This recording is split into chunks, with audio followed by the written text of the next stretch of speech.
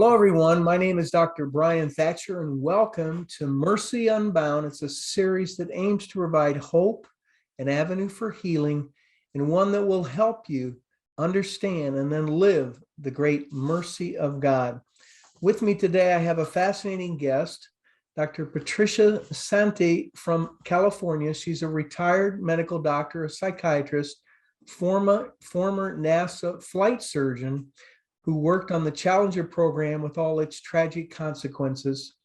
She was an avowed scientist and atheist for 50 years, had a troubled childhood, and worked so hard trying to find in search of truth. And she got off track like many of us, and she found her way back to God through the Blessed Mother, who brought her lovingly back to God. So in today's show, we're going to discuss her story and her book, Prodigal Daughter, A Journey with Mary. It's available through New Hope Publications, and their website is hope-ky for Kentucky, hope-ky.org. I suggest you get the book. It's really a wonderful read. So welcome, Pat. And your book, The Prodigal Daughter, details how you found Jesus through Mary and details really the great mercy of God. In it, you mentioned St. Augustine, our heart is restless until it rests in you. You were searching for truth. It was obvious. You were so well educated and you were looking for love in all the wrong places. And after years of wandering in the desert, you found yourself and you found God, didn't you? Yes. So that's the whole purpose of my writing my story, was to share that experience. And when you say I was in the desert, I truly was in the desert, because I had pretty much given up all hope of ever finding anything that would, take that restless feeling that St. Augustine talked about away. I was looking for truth. I was looking for justice, and I was looking for love. And it was amazing to discover that that was a person, shall we say, and that person was Jesus Christ. And I never would have discovered that if it hadn't been for our Blessed Mother and his.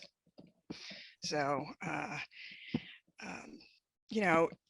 what it reminds me of is a passage that was in the readings in the last week or so, where St. Paul is talking about how the Lord is near, and that put your trust in him, and you will find the peace that passes all understanding. And that's exactly what happened. You had a troubled childhood. Your parents divorced when you were young. They argued a lot. Then your mother, I believe, remarried. You were abused by your stepfather. You had an abortion when you were 17. And as I was reading your book, I began to sense that you kind of dove into academics. Maybe it was an excuse. I'm not a psychiatrist like you are, but you really accomplished so much. But was your drive to succeed academically kind of maybe your innate inner cure-all for all these problems that were going on around you, do you think? Oh, yeah, I think so. I wrote a paper, an academic paper that was in the American Journal of Psychiatry many years ago now, called The Journey Out and In, and it was about psychiatry and spaceflight. And those were the two methods that I was trying to use to escape, if you will, from my problems, by going outward and trying to escape, in a rocket ship away from the earth, as far away as you can get.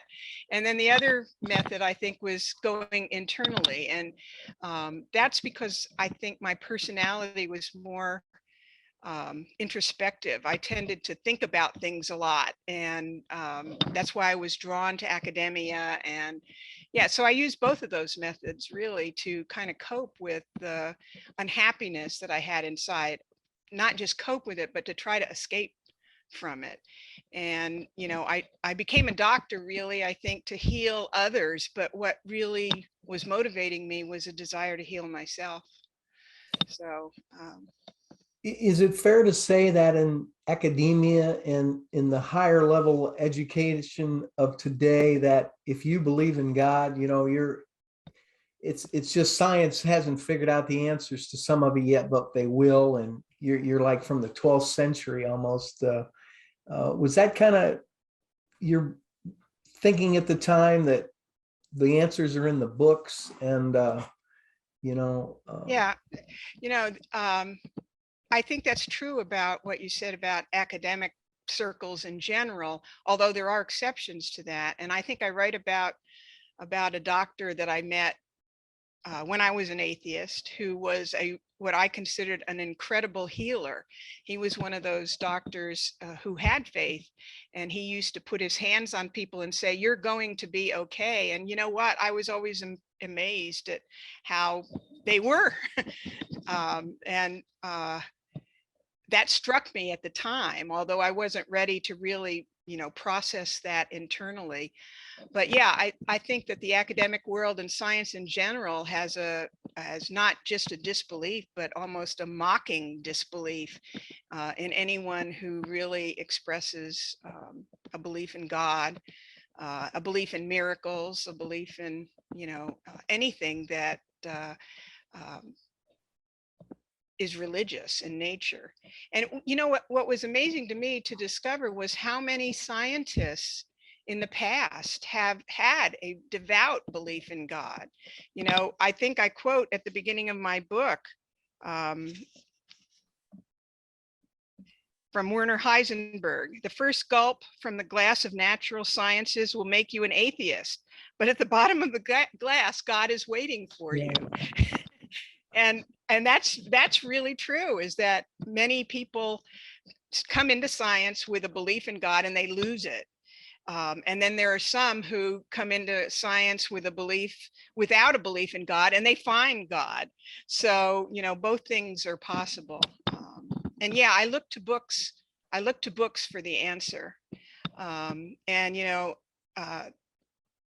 I felt that the answers were always in a book somewhere, and I wanted to study everything. I mean, and I did pretty much, going from one area to another. what about the feminist movement? When I think of that continued drive for success in the material world, certainly in fairness to the feminist movement, you can almost see how it came about because of the way women have been treated over the years. But at the same point, Mary is kind of the ultimate example of the motherhood and children and the way it maybe should be. But you kind of went the other way, didn't you?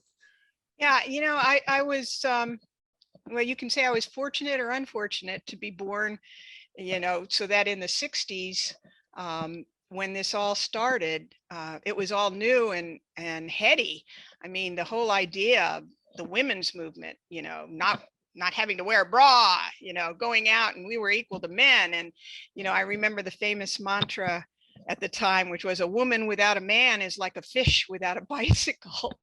And I bought into all of that. I mean, I just thought, well, there it is. That's it. Freedom is what we're talking about is freedom. And what freedom is freedom to have sex with whoever you want, freedom to be whoever you want, freedom to achieve whatever you want. And it didn't strike me until much later that Mary actually is the original liberated woman, because she was innately with dignity for her sex. And what's happened today is that, women have, the feminist movement, I believe, has destroyed womanhood, essential woman. I mean, we're now in a situation where, we don't even talk about womanhood. We talk about personhood. We don't even talk about manhood. We talk about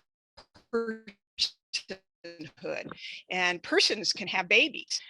But and it's not politically correct to even say women can have a baby anymore, because that's not true. I just watched a video of all these insane young people who, and I say insane in the sense that I was insane in the same way when I was young like that, saying things like, how evil it is to say that only women can have babies.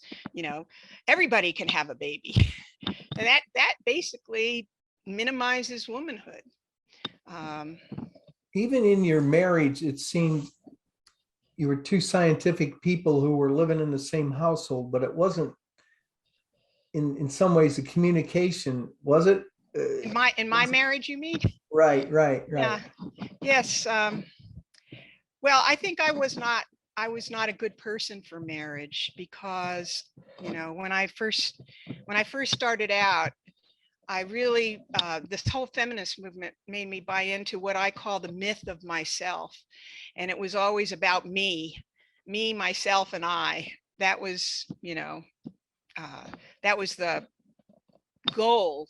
The achievement of my own goals was what was important. I didn't go into marriage with the idea that we were going to work together to get to heaven or anything like that, or that we were going to be supporting each other, each other's souls. No, I went into marriage thinking that I didn't even want children really at the time. I went into marriage because I liked the sex. And I think a lot of people mistake, passion for love, and love is much different. Love is much different than that. And I learned that the hard way by destroying my own marriage and not allowing myself to really come into find the kind of human love that makes us in the image of God. When I was a kid, my parents bought me a telescope, and I just loved the stars. I loved science. I was a biology major, and I always had dreams. I'd love to go into outer space, be an astronaut. You actually fulfilled that. You were a NASA scientist. You worked on the Challenger program and that disaster. Can you share with us some of the events about that experience in NASA? Well, NASA really was kind of the high point of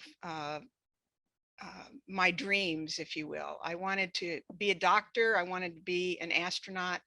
And I felt I was way on the way to making those dreams fulfilled when I got the job at NASA.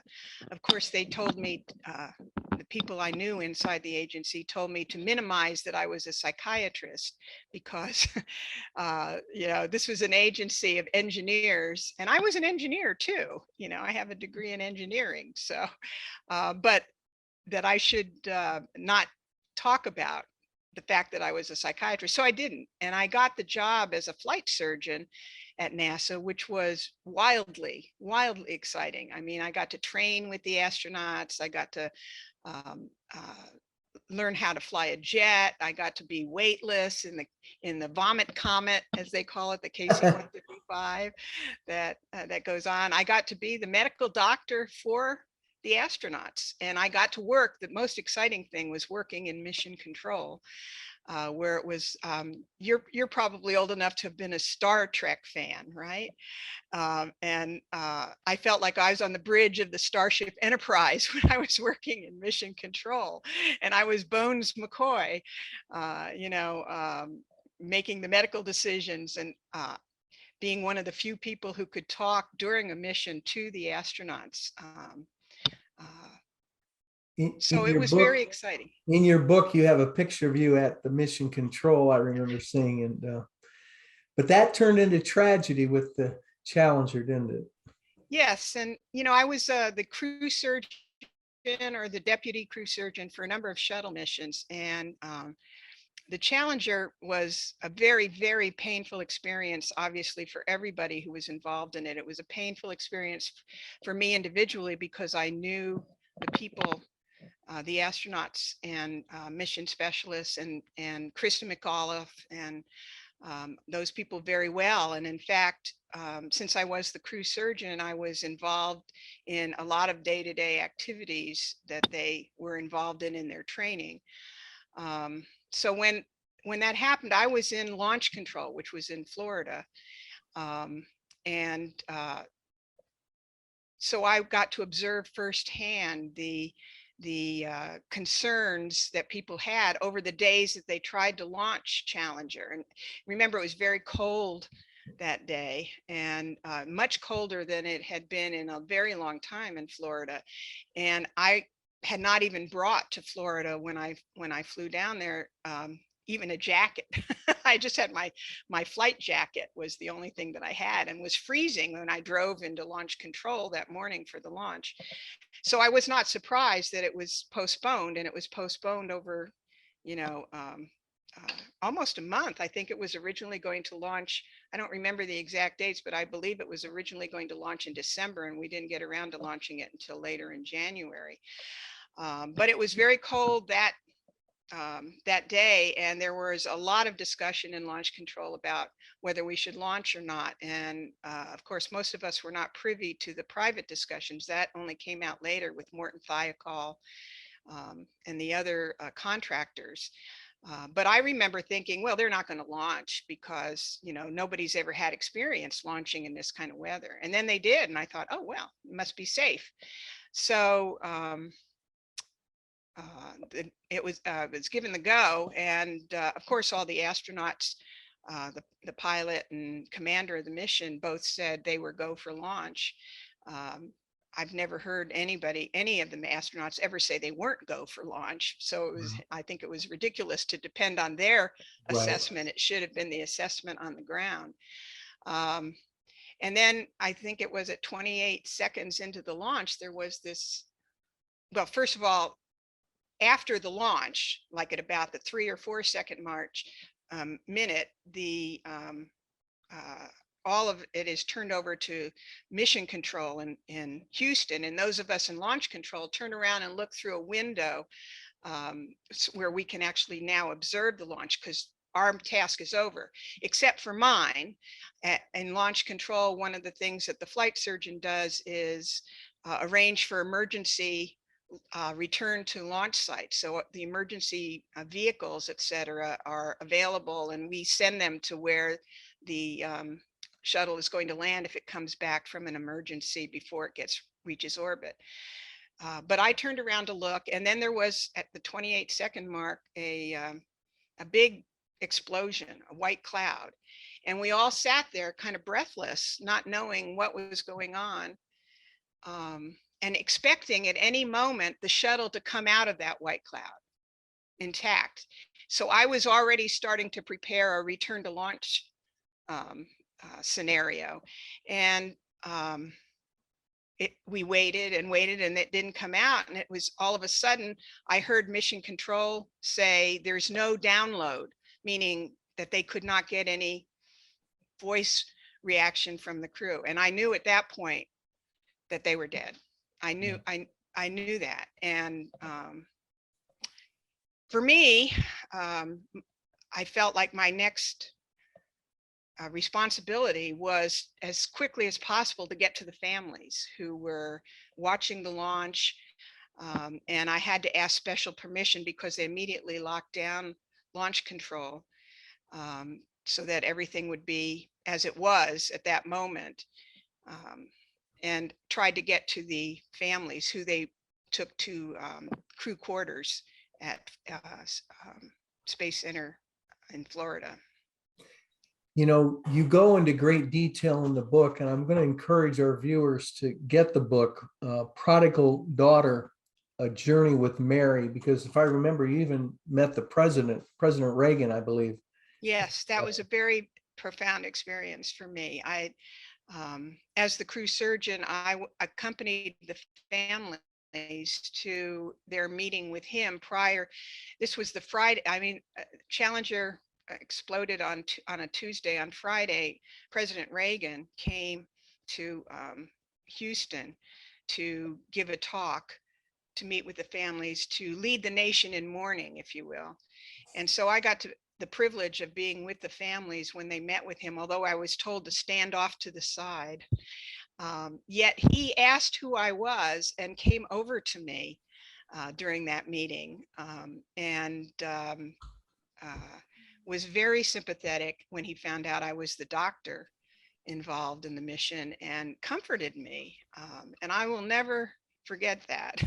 That was a very profound experience. He was very charismatic, and I think I cried in front of him, and he says, "You're going to be okay." But I also got to meet the vice president on the night, Vice President George Bush at the time. He came down to the launch to crew quarters and met with the families very briefly.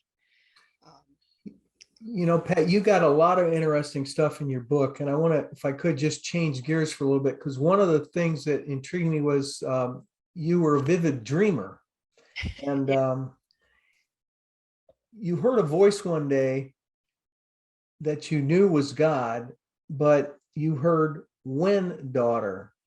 How did you interpret that in your life at that time? Well, when I heard the voice, as I call it, when I heard the voice, I had been dithering for years. You know, I had moved from being an atheist to being agnostic, and I was pretty much of the opinion that, well, if God exists, he doesn't really care very much about us. He's kind of distant, etc. And so it's not particularly any use to believe in him. And so I was dithering, you know, back and forth whether I really truly believed in God or not. And I had read Thomas Aquinas at that point and was very impressed with his proofs of God and with just his general, you know, intelligence. I mean, he's probably, in my estimation, the most intelligent person that ever lived. And I was humbled by how he went through systematically with this. So I was walking along one day doing my walk. I was feeling, you know, pretty hopeless about things and thinking maybe I should just revisit this. Maybe there is a God, maybe there isn't. And that was when I heard this voice that said, "When, daughter." And it was, you know, it was almost exasperated, if you will, an exasperated voice, like, you know, how much more am I going to have to show you, you know, before you will believe? And, you know, sort of like the doubting Thomas of biblical fame, I had to have the physical proof. And I think I talk about it in my book as there was a gap that I just couldn't seem to cross. You know, every intellectual argument I took led me to this precipice, and I had to make this great jump to get to the other side to believe in God. And I just, you know, intellectually, I just wouldn't do it without something. And there was God kind of chastising me a little bit. And I remember falling to my knees on this dirt path and just being overwhelmed. Yeah. And then, you know, it was like, oh my gosh, I'm on the other side. I made it. I finally made it, but he had to give me a little kick, if you will. You know, one of your dreams that touched me in the book, you have more than one, but was the Illuminated Manuscript. Can you share with us some thoughts on that?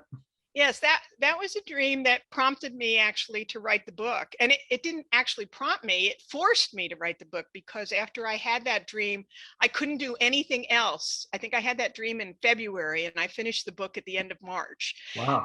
That's how pressured I felt to write the book. And what it was, I had been reading the Bible. It was on a Sunday. I'd been reading the Bible for my hour, because I had promised for a year I was going to read every Sunday.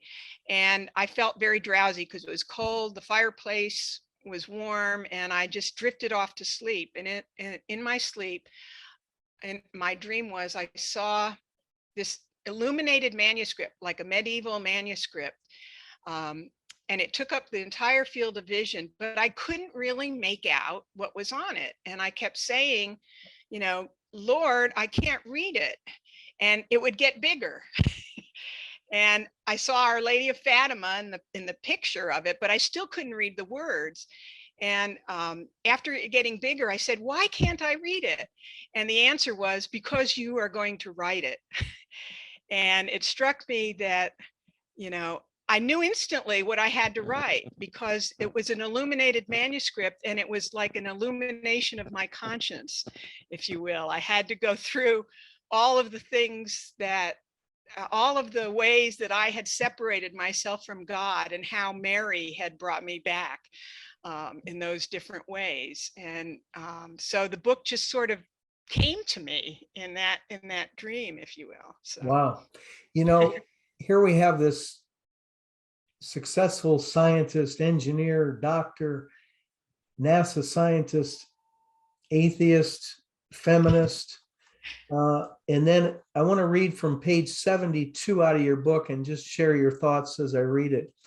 If only I had spent more time as an adult contemplating the life of Mary. She was the role model I needed all my life. While she did not suffer from the concupiscence that the rest of the human race had to deal with, that I had to deal with, since she was born without original sin, she was the original liberated woman. How backwards the women's movement got it all. We were not oppressed by the things they said oppressed us, men, children, housework, or so-called traditional femininity. On the contrary, it was those things in our lives that set us free to be real women, gave us the ultimate dignity in life. Yes. Well, let me strike housework from that, from that thing. I do feel oppressed by housework, but none of the other things. Yes, I really believe that Mary was the perfect role model. And I go back to when I was a little kid, because I was very fond of Mary. I loved Mary. I had a little rosary, and it was that rosary that brought me back to, I talk about this in the book. But I used to want to be a nun, believe it or not, when I was like 7 or 8 years old. I thought about being a nun, but I also wanted to have 9 children so I could have a baseball team. My family was very big in baseball. And what Mary had that today people laugh at, women scoff at, are her virtues, which are, and I have a list of them here. I mean, she was pure, prudent, humble, faithful, devout, obedient, poor, patient, merciful, sorrowful. All of these things are her, what we call her evangelical virtues. Who wants to be poor? Who wants to be pure these days? Everybody wants to be rich. Everybody wants to, have unlimited sex. Everybody, people aren't prudent. People don't even think about things very much. She pondered things in her heart. She was the original liberated woman because she believed in God. And that's where true freedom lies. If you put him first in your life, then you have freedom. You have the freedom to do what is right. And so I think that if you ponder on her life, that you will see that she has what real women need to have in their life to bring to the table. What we bring to the table is unique. And many theologians have said this over the years, that women are special. God has always given equal dignity to women. In the Bible, they are not oppressed in the Bible. They are heroines. And the greatest role of salvation history next to Jesus was Mary, because her fiat allowed the Savior of the world to come into the world. He allowed God to become man. And without her, we could not have salvation. It pleased God to use a woman. And that is the ultimate dignity, if you ask me. It's interesting you mentioned the 10 evangelical virtues. Our ministry, Eucharistic Apostles of Divine Mercy, is under the Congregation of Marians of the Immaculate Conception, and they use the 10 evangelical virtues. And I've been studying them as well and putting them in newsletter we put out. And she really, in many ways, as a human being and as an example, is an antidote with her son Jesus to the world's hopelessness, isn't she? Yes, yes, I really think so. I mean, think about it. Humanity had basically separated itself completely from God through Adam and Eve's sin. And so all this time had passed where humans were separated from God. Not only humans, but the universe was flawed now because humans had separated themselves from God. And she brought hope to the world. She brought hope again to the world by, again, her fiat to allow God to overshadow her and bring forth the Savior for humankind. You know, there's a story, I was recently reading St. Francis de Sales' life story, and he went through a period of very severe depression, hopelessness, where he even thought that life was not worth living. And he one day walked into, I think it was Our Lady of Victory Church in France, and knelt down before a statue of Our Lady that had St. Bernard's prayer, the Memorare, there. And he said that prayer and he asked Mary, please help me, Mary. And he was amazed to discover that all this hopelessness that he had experienced lifted. And he consecrated himself to Mary after that, because after that, he had no doubt at all about his mission in life. And that's the kind of hope I think that Mary brings, not to the human race, as well as to us as individuals. You know, we get looked on as Catholics that we, love Mary too much, and yet no one could love her like Jesus did. Before we wrap up today's show, Pat, any thoughts you'd like to share with the audience in a world today that's lost and struggling and looking for love? Yes. Well, I think two parables that Jesus talked about, the one about the prodigal son, and then another one that always struck me was the one about were the laborers in the vineyard who were hired by the landowner, and he came at 8 in the morning and hired a bunch and said, I'll pay you a fair wage, and he was going to give them a silver coin. And then he went at 12 and at 3 and at 5. And then at the end of the day, he had his manager go and give them their wages. And the ones that were there last got the silver coin, and everybody else started grumbling. Well, wait a minute, we've been here longer. We've done this and that. And the owner says, well, I promised you a fair wage and this is it. Why are you grumbling? It's the same attitude really that the prodigal son's brother had, which was that, I've been here all this time. And I just want to say, because it took me a long time to come into the vineyard, if you will, to work in God's vineyard. I was one of the 5 o'clock ones, and God still welcomed me as a precious child. So it's never too late.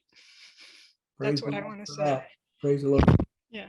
Jesus told St. Faustina that mankind will not have peace until it turns with trust to my mercy. To Jesus through Mary, you found the love of God that you'd been looking for so long. Pat, I want to thank you today for joining me on Mercy Unbound. Anybody watching or listening to this podcast, go to hope-ky.org and get The Prodigal Daughter, A Journey with Mary. It's a wonderful book. Details Pat's experiences in her own life and how she found the Lord. And Pat, thank you again. And people, enjoy this show. Watch the other ones, drbrianthatcher.com. Subscribe and share, and help us spread the truth to a hurting world. And God bless. Please subscribe to our YouTube channel for the video portion. The podcast can be heard at anchor.fm/drbrian, Bryan Thatcher. Thatcher, and on all the major podcast forums. I would love to speak at your church or conference, and please consider supporting our efforts to spread the truth to a hurting world. Thank you again. And for more information, go to the website at drbrianthatcher.com.